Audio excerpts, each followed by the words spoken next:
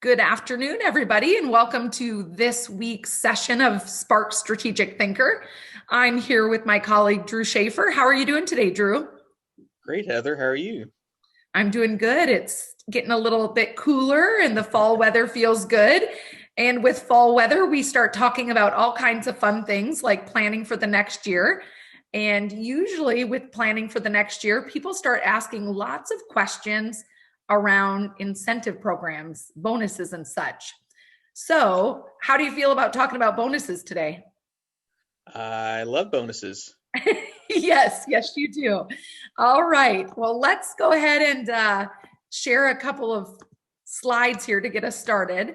I always feel like it's a good idea for us to just remind ourselves that the strategic thinker is just an opportunity for us to talk about kind of normal day-to-day happenings in dental practices, specifically dental enterprises, because the bigger your dental group gets, the more impact, positive and negative, things like a bonus system can have on your overall value and performance.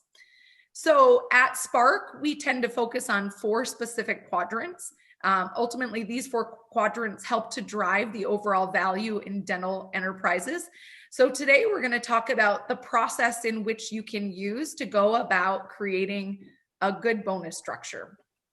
So, Drew, there are some best practices when thinking about either creating a new bonus, restructuring the bonus you have, stopping a bonus, all of those kinds of things. And certainly, while there's not a one size fits all, we've definitely come to find that there are some best practices that help keep people out of trouble when it comes to bonuses. So, before we dive into those best practices, anything you want to add?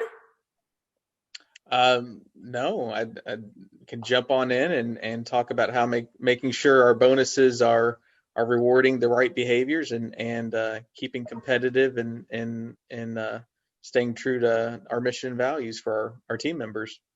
Awesome. All right. So the first one, win-win-win. What does this mean to you, Drew? This means that it should be a bonus structure should be one that everybody wins or everybody loses. When the practice is successful financially, it's generally a byproduct of good patient care and a lot of people working very hard to make that happen with a good patient experience. And similarly, if there's less favorable financial results, it can be due to a lack of effort, lack of teamwork. COVID aside, of course, when you take out the things that are outside of our control. So having it structured in a way to where it only benefits the company and shareholders or only benefits the team, it's going to lead to more animosity and less sustainable structure ultimately. Right. So anytime someone comes to us with an idea on bonus, we automatically start here. Is it a win for patients? Ultimately, does it end up creating an opportunity for patients to get more consistent, extraordinary care? Ultimately, then, is it a win for the practice and is it a win for the team? And so if it doesn't pass any of those three checks, we usually recommend people go back to the drawing board. So first and foremost, win-win-win. All right, you already kind of mentioned it, but bonuses are typically used to influence behavior. So, what are some of the behavior-based bonuses you've seen over the course of your career in dentistry? We see different, especially with the advent of more data that people have at their hands. You see a lot more behaviors for specifically hygienists and some of their measurable behaviors, whether it's sealants or perio, trying to move away from some of the just top line production or collection numbers. See different behaviors with in-house dental programs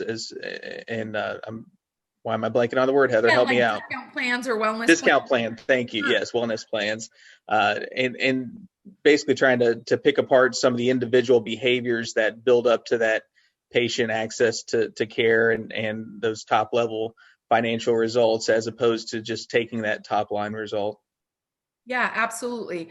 Some other things I've seen, bonuses for improved same day treatment Hmm. conversions, just getting a little bit better at being effective and efficient with your teamwork and providing a really great patient experience from a convenience standpoint. Certainly, some of our favorites, profitability bonuses, right? Those tend to, again, be a good byproduct of great patient care and utilization of your team and management of your expenses, referral of patients, referral of team members, some of those kinds of things. And so I think you're exactly right. Whether it's a specific procedure we're focused on, or the coordination of great teamwork, ultimately what we're looking for is improved consistency of any type of outcome. And so bonuses are a really great way to get people focused on something they maybe haven't been doing quite as well, or to get focused on continuing to perform in a positive way, or a stretch to go from good to great. So behavior-based bonuses, no matter what they are, really good to kind of quantify what you're looking for as far as benchmarks and outcomes. So all right. So once you've figured out that it's a win for everybody, and you know what you're focused on improving, probably my next most favorite thing about kind of best practices with bonuses is that it should be easy to calculate. Because if it's confusing, very hard to get people excited about that. And on the accounting side of things, Drew, I know probably some of my ideas on bonuses have made your life miserable on more than one occasion. So tell me a little bit about your thoughts on calculating and transparency. Yeah, like you mentioned, I think the simpler it is for them to understand, the more effective it's going to be. Most people that work in a dental office aren't accountants, so making it overcomplicated, it's harder for them to translate their daily actions and decisions into that eventual result. Um, so in addition to being easy to calculate and understand, I think using very specific metrics first and foremost, detailing how you came to those, and then really measuring them on a regular period. If it's a monthly bonus, reporting progress at least weekly, so that they know how they're progressing against that, and celebrating that, and helping measure what gap they need to fill before the end of that period to really reach the bonus. And so if there's, it's a lot easier on procedures, or top line production, collections, those behaviors. It's often more difficult if you're looking at profitability based bonuses, just depending on how willing the owners, shareholders, leadership are in sharing profitability in those. But the less you share, the less effective those types of bonuses will be. Yeah, great point. What I found is that if the team's confused as to how to earn the bonus, really not very motivating. And then beyond that, if they don't have access to the data that shows them how they're performing, also a bit of a miss. So the easier it is to calculate and the more transparent you can be with the data they need to figure out, how close they are to achieving it, certainly all the better. Okay, so let's talk a little bit about short-term versus long-term bonuses and what we've seen as far as effectiveness based off of, the role people play in the organization. Yeah, I think every role is in a dental office is a lot different, and the income expectations are different as well. So a daily bonus might mean more to a dental assistant or hygienist than a doctor, just due to pure cash flow differences. And so short-term incentives are not as productive or worthwhile for higher earners, and really you want to focus on more long-term sustained performance in that regards. But back to the short term, when you're getting to the roles that have specific tasks and processes that really lead to that production for the doctors, them doing that consistently and repeatedly, and measuring that in short-term bursts can be very effective to creating habits. Right. So if we're, if we're thinking about a quarterly bonus or even something like an annual bonus, really not quite as exciting for a business assistant or a dental assistant, a little bit harder to get traction. And again, from a calculating standpoint, if you're having to wait till the close of a quarter or the end of a year, again, maybe not quite as motivating, but for some of those more strategic roles in an organization, doctors, operations leaders, shareholders in general, just really balancing out the short term for the people who have more control over day-to-day outcomes, and long term for those who are setting the vision and the strategy. Both good bonus structures, just really making sure that our audience is appropriate for the type of bonus you're looking into. So Right. all right, probably the most important one, and maybe your favorite, Drew, because I don't know how many times we've had people come to us after they've rolled out a bonus, only to have not done the math. So tell us a little bit about your thoughts on kind of doing a pro forma on what a bonus might look like. Yeah, I think there's two main elements to talk about there as far as the math. Anytime you set a target, knowing where you are at currently is most important. Are you setting a target to where you've already been performing? Are you setting a target less than where you've been performing? Where are you currently? I think a lot of people can say, well, we average 200,000 a month in collections, so that'll be a target, and they'll target that same 200,000 whether they work 15 days in whether they're open 15 days or whether they're open to 20 days. So the first is really think about the math, and when you're setting your targets and what's really motivating or progress that should be incentivized. And then to your point on pro formas, what's the benefit when you pay that out? And assuming there's an increase in performance,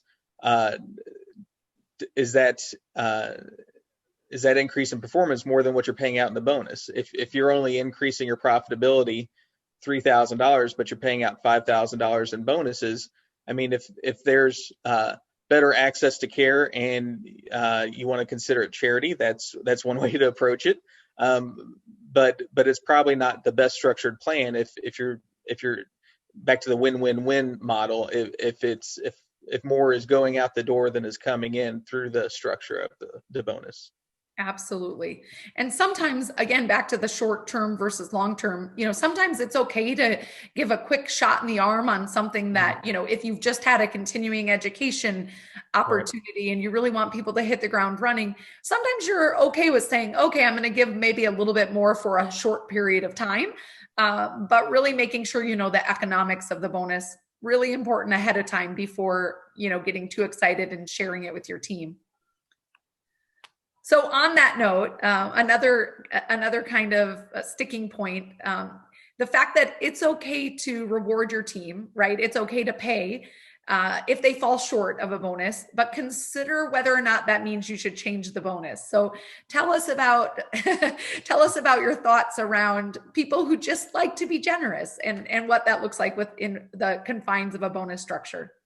Yeah, I think that's very common in dentistry. I mean, it's probably the one of the single most just relationship-based industries I've ever worked in, and so it's not uncommon for a group to set a target, set a bonus, and they fall short, and depending on how far a stretch it was or whatever the reason may be, the management decided, well, everybody worked hard, we're going to pay it regardless. Which that's if that's what you just want to reward your team members with, there's nothing wrong with that, and it probably goes to create a pretty solid culture. But it's also important to make sure they understand that they didn't reach reach the bonus, and it's really out of generosity. And then it goes into, well, what failed in that structure to where everybody worked really hard, but they didn't ultimately achieve the bonus at the end of the day.